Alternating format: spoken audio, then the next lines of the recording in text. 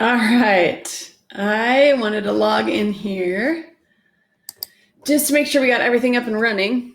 And I promise it's not going to be long, especially if you're actually fighting fatigue, right? You don't really want to sit and listen to me talk for a long time. So let me know if you can hear me.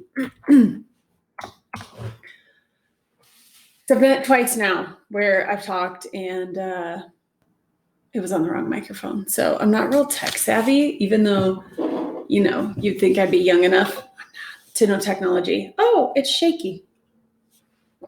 It's shaky. Okay. Maybe I'll try to get a little closer. Is the internet shaky, Heather?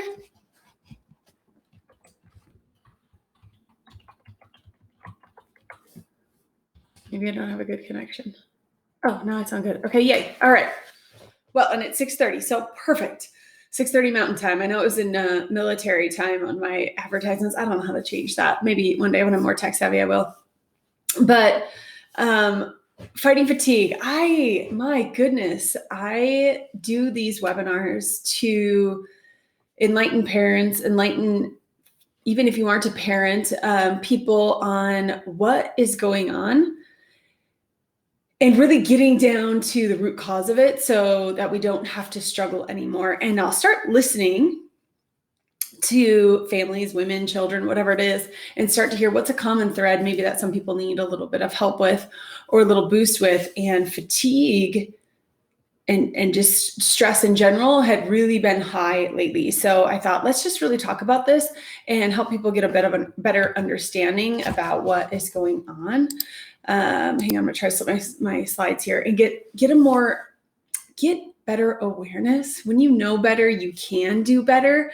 And often we'll try to listen to, YouTube videos or maybe social media influencers or people that are super fit or really energetic. And they're like, here's how I did it. And they'll have, this, just buy these supplements and this tea and you're going to be good to go.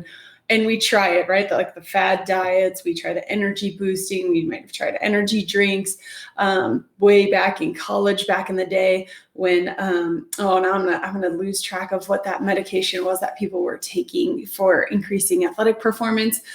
And we think that there's a really quick fix. And what I want to help you guys just kind of uncover and discover is there's a core understanding that has to be, and a core foundation that has to be there before we can do all the extras.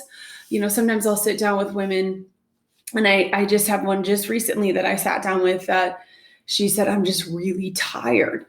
I just can't, do all the things I want to. I'm not able to engage socially. I just kind of want to close my door and avoid all interactions and social interactions with people. And other women that talk about I can't even keep up with my kids. I'm really tired. I'm not a good mom. I hear lots of different things. And then they'll say, I've tried everything, right? I've tried everything. I've tried the diet plans. I've tried the boot camps. I've tried the weight loss plans. I've tried all these things. I've tried the teas. I've tried the supplements and nothing's helping. Or maybe it helps for a little bit of time. And then it's just not quite where we want it to be. We hit a plateau and then we backslide, which, by the way, I'm going to do a webinar probably soon. I don't know if I have it on my calendar yet, but I'm sure my social media crew would know and my marketing team would know about really finding ourselves and finding our purpose. Because that's often what I see is we don't have what we know is our sole purpose and a reason to do something to continue. So we're going to talk about some beliefs and actions and reactions and things like that in that webinar, which I think will be really helpful. And I'd encourage you guys to register for that as well. That way we can kind of get down to what your heart's calling you to do, because often we've got, a calling in life. We all do. We all have a purpose in life, and we're not able to fulfill it when we're tired or things are, we feel bombarded. We feel overwhelmed. We don't have good boundaries. And pretty soon we don't have a reason necessarily to keep going, to try the next thing, to be the person that we're supposed to be. There's no energy left. And what we need to have is abundant energy left for ourselves and we're going to learn about for healing, but to be able to give back to others and do what we're designed to do. And that's really our job as chiropractors. And our sole purpose at Purpose Driven Chiropractic is to let other people be the best version of themselves, and really getting a good understanding of the foundation and what's going on before so you can make a better choice than it is of saying, I'm going to grab that next thing, an infomercial that I see that looks like it's going to help me with my energy. That must be what I'm missing. Where we can look at the foundationally what's going on inside of our body. And I usually start most of my webinars talking about the brain, because we don't realize, or some of us do, and we hadn't really thought about it, is your brain's what's in control. Your brain has the energy. Your brain shells out the information. Your brain tells your muscles what to do. Your brain tells your stomach what to eat. Your brain tells you if you're tired or not. Your brain tells you if you're happy or not. Your brain, and it's got to get feedback from the world, from your internal environment, what's going on in here and what's going on around you, to make the best decisions. And it's going to do the best it can with what it has. And what we find is, of course, I'm going to say this and we're all going to say, well, duh, stress gets in the way. Yes, it does. Whether it was from, way back from egg and sperm uniting, and there was some stress there, all the way to an accumulation of what you've got going on, stress will get in the way of our body's ability to heal, ability to have energy, ability to be able to give back.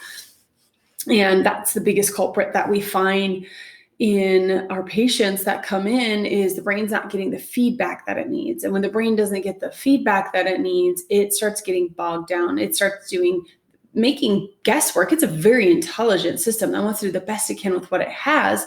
But if what it's been given isn't great, then you're not going to get a great output either. So we're going to look at a few things, but input equals output in the body. And we actually measure it in our office too, to see, are we wasting energy just to be alive, or do we not have enough because we're unable to heal and repair? And it is really important. I mean, I know I don't have to talk to you guys about supplementation and diet and exercise and all those things. We know that that's important in our lives. We know how important it is to feed ourselves really, really well, so that when we are neurologically connected, when there's not stress and interference between our brain and our body, that it can take the ultimate effect that it needs to. And this is my favorite poster. I know I say this every time, but you live your life through your nervous system. Your brain and spinal cord run the show. Everything that you do has to be processed through that thing. Everything you think, say, do, taste, smell, touch, every exercise that you do, every emotion that you have, every single thought you have, sleeping, it's processed through your nervous system. And how well that thing is running is going to matter substantially with what you're getting on the back end. So once again, input's going to equal output there. And some people are, thinking like, oh man, I'm feeling the poor output that's going on from my brain, but how do I change the input? So let's talk about that. This is a quote by Bruce Lipton, and I love Dr. Bruce Lipton. If you don't know who he is, I suggest following him all the time. He wrote The Biology of Belief, which is a pretty big deal, and kind of debunked the genetics conversation and saying you may have been dealt a hand, but how you play it really is what matters the most, and figured out that epigenetics in your environment was a pretty big thing in turning on and off genes. So he's a great guy and a great man and researcher to follow. But when he had said the function of your nervous system is to perceive, so take in your environment, both external and internal environment, and coordinate the behavior of all other cells. All other cells are in control of your nervous system. I've told kids this before, that if I took away all your skin and all your bones and just what was left was your nerves and your nervous system, I'd still recognize you. That's how many nerves you have inside of your body. It's pretty incredible. And we want to make sure that that neurological connection is there, that the brain's getting the right signals, that it's not under stress, because when it is, it doesn't make great choices. And we probably all know that. But to really break it down and talk about it is going to be important. So that nervous system has got two modes of operation. You've got your fight or flight stress mode, and you've got your rest, digest, and heal mode, your parasympathetic nervous system. And they're inversely proportional. I'm going to show you here on this next slide. We don't want to be stuck in either one of those. So I'm going to show you some scans here in a little bit too and see how we measure that. But when we're talking about the fight or flight response, that should be very short-lived. It's an innate response for you to handle stress, whatever it is. I have an argument with my spouse. I got cut off on the interstate. Something jumped out in front of me. I've got a paper to do. I've got a soccer game to play. Whatever it is, our body will turn on that sympathetic nervous system and react to whatever it is that's in front of you, whatever the threat is, whatever is requiring the extra energy. And what happens during fight or flight is you're not using this beautiful energy, that you're like, oh man, it's really great to be under fight or flight and just like burn the fat, right? I'm just like, grrr. Instead, what happens when you're under fight or flight is your body dumps about 1,200 chemicals really quickly. In about 90 seconds, this can happen fully. We are able to turn it off, by the way. But what will happen is it'll change the physiology of every single cell. Your heartbeat goes up, your blood pressure goes up. You can feel pooling, like faces will get red. The blood gets shunted from the internal organs out to the limbs to fight or flee. And we start using hormones like adrenaline and cortisol, all the things that people come into us long-term and say, my adrenals are shot. I have adrenal fatigue. My thyroid is off. I've got Hashimoto's. And I know that's not an immune condition, but I got hypothyroid going on, or my pituitary gland is shot. And we can follow this thread of hormones that are used during fight or flight and see where we finally get the burnout point or the fatigue point. And it's because our body is under stress. And some of us might say, well, I don't feel stressed. I don't feel like I'm under stress. Or some of us are like, oh my God, there's stress just everywhere, blah, blah, blah. I can't stop it. I've got kids that I have to take care of. I've got a business to run. I've got people that are asking things of me. There's some things that it's like, it does keep coming at you. And those are when we want to take some really simple things that we're going to talk about here in a little bit, as far as meditation, relaxation, and setting boundaries, so that we aren't allowing that stress to just keep coming into our lives, doing organization and scheduling and planning and asking for help, stuff like that. That's going to be able to help you through it. But what we aren't realizing is that if we never had that stress taken care of from egg and sperm to today, there can be a lot built up inside of our body and we just don't realize it. And that's when we get to the point of like, I've tried all of these things and it's not working. Well, a body that's internally under a state of stress, running from a bear is what we'll often call it. It doesn't care necessarily that you ate a cheeseburger, you need to digest it. It doesn't care that there's belly fat there. It needs it for later. It doesn't care that there's a virus in the air. It doesn't care that somebody's in your way. It doesn't care that, you don't want to hurt somebody when you said something. You are just surviving. It is just like, I'm going to live. And what we do is experience so much of that, and it gets increased so much that we're unable to fully heal and repair and rest and digest. So this is that inverse proportional scan or picture that I was talking about that's in there. Parasympathetic is where we heal and rest and digest from all the stress of the day. And yes, there is constructive stress like exercise. There is destructive stress like constant arguments and feeling angst, and even if you're in that stressful environment, you're right there in your blood pressure's up and you're just trying to handle whatever's going on right there at that moment. Maybe your kid's having a fit and you're trying to keep your cool because they're freaking out and your spouse is freaking out. Whether you are in that moment or you're thinking about that moment or that episode or whatever happened, it's the same response inside of your body. Your brain doesn't know the difference. So it's going to dump the same chemicals. It's going to ask for the same hormones. It's going to have the same reaction that it would if you were just right there in the middle of it.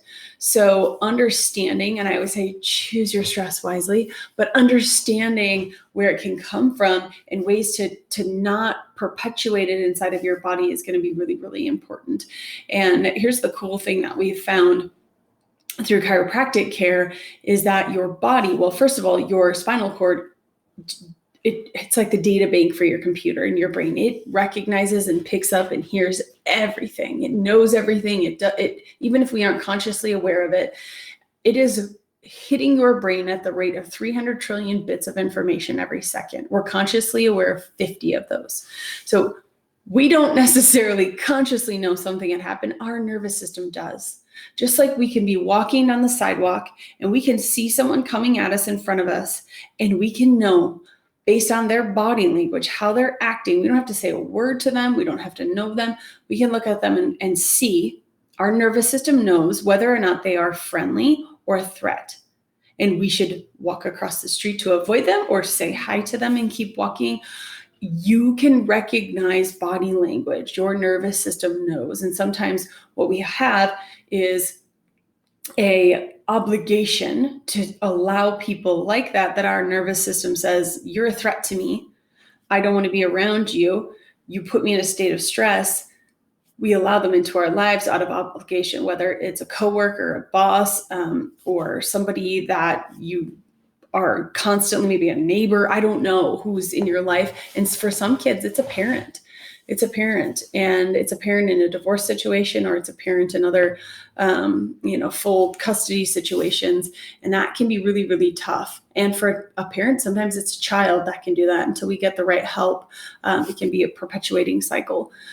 So what we want is enough parasympathetic to heal and repair from that stress of the day. And some of us, of course, are experiencing more stress than others, but that we've got to be able to balance that out. And parasympathetic is designed to be turned on at night while we're sleeping. That's why infants and babies require so much more rest than we do as adults, because they have way more growing and developing to do than we do. We do have to heal and repair from the stress of the day. And I've got a picture here, and I don't know if you're watching this on a device or a computer, how well you can see it. But when I'm looking over here at this parasympathetic nervous system, I just want you to take note of the roots that are here that are controlling your parasympathetic nervous system. And I know you can't necessarily read what this says over here, but there's another root down here that's going into the bladder. And I know this is a female one, and I'm sure most females are the ones that are watching this, but reproductive organs, compared to the sympathetic nervous system and how many nerve roots we have there. And it seems like we can be really overpowered. Like it seems like maybe this is the flawed design of why is there so many nerve roots and so much sympathetic nervous system activity, and then there is parasympathetic. I'm going to show you what we can do to help that. But one of the things that we need to take into really good consideration is what we're doing to stress ourselves. I know we talked about the emotional component of our nervous system being stressed, but these three things, physical, chemical, and emotional stress, is what starts to irritate and inflame and cause interference inside of our body, inside of our brain, and inside of our nervous system. And when it gets stuck in that nervous system and in that spinal cord is what we call a subluxation. And I know I was starting to tell the story and I didn't finish it. But in chiropractic, the cool thing that we found was that every single adjustment is helping calm that parasympathetic nervous system, or the sympathetic nervous system, so the parasympathetic nervous system can work. We call it your prefrontal cortex, or your lid of your brain. If you've ever seen the analogy where you flip your lid, that's going into fight or flight. Your hindbrain takes over, which is basically irrational. It's your impulsive and reactive brain instead of this nice, organized, calming brain.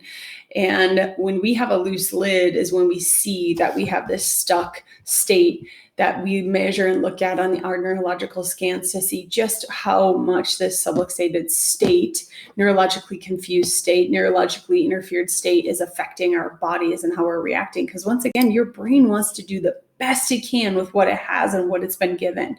And sometimes it's not being fed well. Sometimes we're stressing it too much, and we're unable to fully repair and really, have that extra energy left over to heal like we want to and like we need to. Now, this scans are of a 35-year-old woman who had come in telling me she was tired, she was fatigued, she doesn't feel good, she's tried all the things, nothing's working. She's been working at her weight for a long time, her energy for a long time. All the things, been working with naturopaths and taking supplementation. She's like, my cupboard's full of thousands of dollars of supplementation that I just sometimes don't even take because I don't seem to want to bother, even though they tell me it's going to be good for me. I don't feel different, so I don't take it. You know the story, you know the drill. I'm sure we've all been through it. And when I took a look at her scans, I was actually surprised to see, I knew that we were going to have some fatigue inside of her body, but it's surprising to see just how much she had and how I guess I would call it like a bubbly personality that she had to go along with it. Because usually by the time we're in this state, we're pretty grumpy. So let me just kind of show you and explain to you what I'm talking about in here. And once again, I know this is really tiny and you probably can't see it, but that says sympathetic and this is parasympathetic. We want to know, how's the body feeling in a state of rest?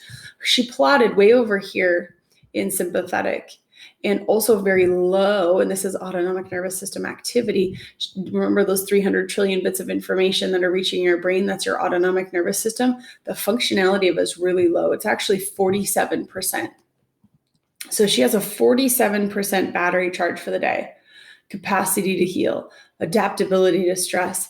Do you think that this woman wants to come out and use extra energy and do extra things and join a gym and eat all the right foods?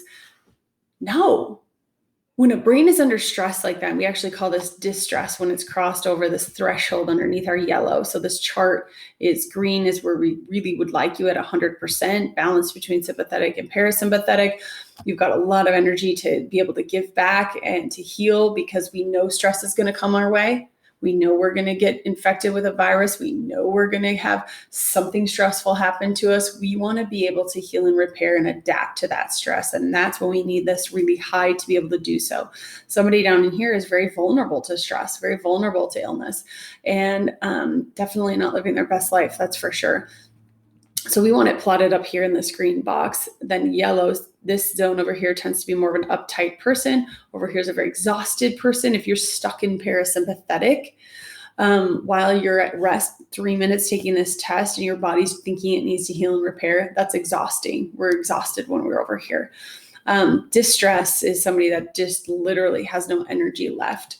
And this is where she's at today. And unfortunately, been battling this for a really long time to the point of deteriorating quite a bit of her health and having a couple of different conditions that she's been diagnosed with trying to work through. And when you look at this scan over here, it is a picture of temperature. We take 1,000 pictures a second up the spine to see where is their stress, where's their interference. You remember from this last inflammation, irritation, all the things inside of our body that we're looking at, just where is this affecting her organs and glands? And I know you don't have to be a doctor to see, like, this red doesn't look real great, nor is blue or green. But this area right here is her gut. So now we're looking at somebody who's trying to eat healthy and unable to absorb the nutrients appropriately to even fuel her brain. And somebody under stress, when your brain is under constant stress, just like she is, she's out at about 50% balance on her sympathetics. Your brain is really just wanting a quick sugar fix. It just wants simple sugar, simple carbohydrates. It doesn't want to take time to digest some dense nutrients.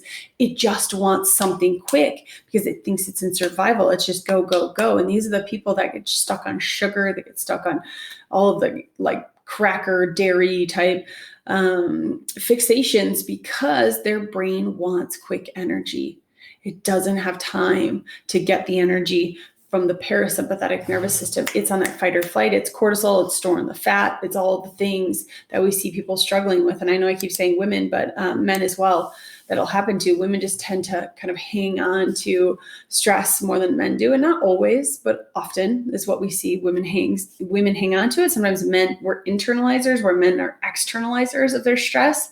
And then what happens when you got an externalizer and an internalizer living together, the externalizer is going to shove that stress to the internalizer. And that's usually where somebody might look and say, oh, wow, that person's really stressed. He's always, angry or outwardly aggressive. And the woman in the home looks really calm and organized and relaxed, but she's not feeling good. She's got internal stress going on, like digestive issues, like hormone issues, like thyroid issues, like fertility issues. We just did a fertility webinar last time when we're looking at mood and stabilizing hormones, because that's a pretty big deal. And that's when you're stuck in fight or flight as well. But they're going to absorb that stress, and it's just going to make them sicker, especially if we don't have good boundaries around that.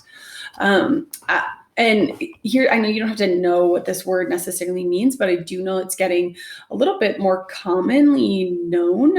It's called dysautonomia. That's when your autonomic nervous system is unable to function well, all the things we're talking about right now. And some of the bigger players are our digestive, immune, and endocrine systems in that order. And those are usually the ones that we'll see struggling with. And when we get down to this third layer, the endocrine layer, is when we're typically seeing this fatigue because our digestive tract is already getting shot. We might not be eating well. It might not be able to absorb the nutrients if you are eating well. Our immune system starts to struggle. We know 70% of our immune system is in our gut, but it's also part of being depressed during a fight or flight body and state of being. And then our endocrine system, because we're running on the hormones for fight or flight instead of our nice, calming, organized hormones. We might have cortisol out of control, or we might have estrogen out of control or progesterone. It just kind of depends on what's going on. And we do not feel good, and we don't have the energy left over because everything has been draining down on this system. If you remember back in that first picture where I said, look at the nerve roots and look at how many are for sympathetic. There's just a ton. And look how many are for parasympathetic. There's just a few. Well, if you've heard of the gut-brain connection, or I call the brain-gut connection, it's that vagus nerve. There's 9 times more fibers running between our brain and our gut than anywhere else inside of the body. And this thing runs the parasympathetic nervous system. If you ever hear about people talking about low vagal nerve tone, or people who are in dysautonomia, they're having struggles with their parasympathetic stimulation. We're typically looking at the vagus nerve being interrupted. Now, can we have both areas? If you remember, they're high and low. There's a vagus nerve that controls upper 2/3 of the gut and all the organs and glands up here. And then we had that smaller one at the bottom that was going to reproductive organs and bladder and colon. We can have both. Some people have a double whammy, and then their parasympathetic nervous system is stressed on both ends. So that's part of our scan investigation to see what's going on, how can we help these people best, and is our parasympathetic nervous system lacking in both areas? And it's going to help us not only paint a better picture for the person that we're sitting in front of, but then also just helping them, guide them through this. This is what's going to happen while you heal, because there's going to be a time that our body's going to start recognizing it's been off. And it's going to go through a healing process, and it can change things in the gut. It can change things with mood, with hormones, with menstruation. I know I keep talking with women because I know that mostly women are the ones that are on these webinars with me. We are looking at all sorts of issues that are related to the stress in this parasympathetic nervous system. And when we have stress on both ends, we know that we have to calm and slow the body, stimulate the parasympathetic nervous system, and honor how you're feeling. It's not the time necessarily to join a boot camp. Instead, it's a time to rest and heal and honor how you feel, and not have a cup of coffee when you're tired. Instead, go to bed early. So once again, we've got a lot planned for our women's retreat that we're going to do. I'm hoping to have it in person, you guys. I really am. So we can go through some of this stuff, not only talking about purpose, but looking at boundaries and looking at our belief system and how we're getting caught in sometimes a mangled mess of other people's stuff and agenda instead of our own agenda, and getting our own purpose under control, so that way we can give our best back to the world. Here's just a foundational picture, by the way, of where the vagus nerve is. There's 12 cranial nerves in the brain. This is a brain kind of upside down. Here's your brain stem. It originates in the brain stem, exits out of this upper cervical area. Here's your first cervical vertebra. This is us looking down the brain stem. And you've got some blood vessels that are running through here, and our vagus nerve that runs alongside of it. Usually we'll see some stress in and around this area that's interfering with our body's ability to get intake and input as well. And that's when we'll have a real bogged down system. And I thought I had one more slide to show you guys. Oh, I don't. Shoot. Oh well, our third scan that will look at energy input to the brain. As we know that, once again, input equals output, and that's called dysponesis, when we have abnormal energy output, when our bodies are unable to keep up with what we need to, or often with our children, they're fatiguing themselves by having abnormal energy output and draining their batteries at a really young age. So we're trying, in our office, our goal is to get kids calmed and organized as well, and having a nervous system that while it's growing and developing to be nice and calm and organized so that they can be their best life, have their best life, be their best adult version, while they're the best kid version, be the best adult version that they can. And I know in 2020, people are having a hard time finding not only their best self, but the best place for their kids, a place that meets their values, whether it's school or homeschool or private school, and a place that they can feel safe, not emotionally stressed, because a lot of our bodies, as I talked about before, that are under stress, where I said, I can look at somebody coming down the sidewalk and I know whether they're a threat or not to me. Our nervous system recognizes it if we honor it. But when we see somebody covered up like this, it's automatically a threat. And especially someone that's already socially anxious. I have so many children right now that are afraid in school because they don't know if their friends, if they are accepting what they're saying, if they're interested in what they're saying, if they want to be their friend. And there's a lot of socially anxious kids out there and adults. I mean, walk through the dang grocery store and watch people that aren't making eye contact and kind of like hunker down like this. You can't see their face, and that's a threat. And our bodies are feeling under threat when we're feeling really insecure about what's going on. So I want to go through some foundational beliefs and help you guys get some really good beliefs on our body, that it is designed to self-heal. It is designed to self-regulate. It is designed to be healthy. We know that it is. Let's find out what's interfering with our body and our brains and our human existence.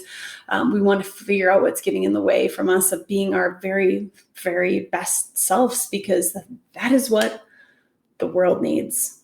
So thank you guys for watching. I know as I always end these, I've got a VIP pass. If you aren't already a patient in our office, come and get a scan and just see how your nervous system's operating, get a game plan to get a healthier life, and know that all the things you're going to do coming up in January with your New Year's resolution, I hope will have some meaning behind it, but I hope a foundation can be there before you start beating your head up over against a wall, trying to figure out why is nothing working?